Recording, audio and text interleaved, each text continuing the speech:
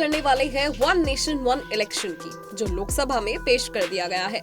एक देश एक चुनाव विधेयक कहा, जहां सत्ता में शामिल दल समर्थन कर रहे हैं, वहीं इंडिया गठबंधन में शामिल विपक्षी पार्टियां इसके विरोध में है।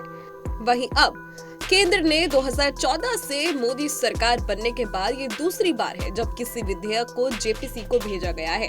इससे पहले वक्फ संशोधन बिल को सरकार ने जेपीसी में भेजा था और अब एक देश एक चुनाव से जुड़े विधेयक को भेजे जाने का प्रस्ताव किया है। मोदी सरकार सत्ता में तीसरी बार आने के बाद अहम विधेयक के लिए क्यों जेपीसी का रूट पकड़ रही है, आइए जानते हैं। मोदी सरकार ने भले ही एक देश एक चुनाव से जुड़े बिल को जेपीसी में भेजा हो, लेकिन वहां भी उसका ही दबदबा रहेगा। जेपीसी में लोकसभा और राज्यसभा सांसदों को संख्या के आधार पर सदस्य शामिल किए जाते हैं। लोकसभा में और राज्यसभा दोनों ही जगह पर बीजेपी के सबसे ज्यादा सांसद हैं। ऐसे में जेपीसी में सबसे ज्यादा सदस्य बीजेपी के होंगे। इस तरह जेपीसी के द्वारा रायशुमारी या विचार विमर्श में बीजेपी का ही दबदबा होगा और विपक्षी के दलों की सदस्यता भी कम होगी। वक्फ बोर्ड से संबंधित विधेयक पर विचार विमर्श के लिए गठित जेपीसी में बीजेपी का दबदबा कायम है। इतना ही नहीं, वक्फ संबंधित जेपीसी की कमान बीजेपी के सांसद जगदम्बिका पाल के हाथों में ही है। इसी तरह से एक देश और एक चुनाव संबंधित विधेयक पर भी गठित की जाने वाली जेपीसी में बीजेपी और उसके सहयोगी दलों का दबदबा होगा।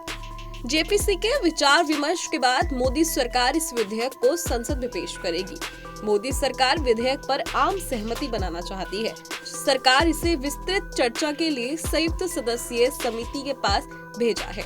इस तरह से मोदी सरकार की कोशिश संदेश देने की है कि हम सर्वसम्मति और विचार विमर्श के बाद विधेयक को ला रहे हैं। बता दें, केंद्र सरकार का दावा है कि वन नेशन वन इलेक्शन चुनाव सुधार की दिशा में एक बड़ा कदम साबित होगा।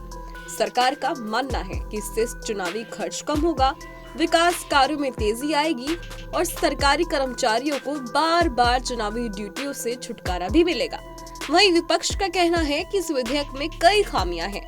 उनका कहना है कि ये संविधान के संघीय ढांचे के खिलाफ है और शायद यही वजह है कि मोदी सरकार एक समन्वय बनाने के लिए इसे जेपीसी के पास भेज रही है। ऐसे में बड़ा सवाल है कि क्या देश में one nation one election bill लागू होगा या नहीं। खैर, इसका पता तो वक्त रहते ही चल पाएगा, लेकिन one nation one election bill पर आपकी क्या राय है, हमें कमेंट सेक्शन में कमेंट कर जरूर बताएं। देश और दुनिया की तमाम खबरों के लिए देखते रहे पंजाबकेसरी.com।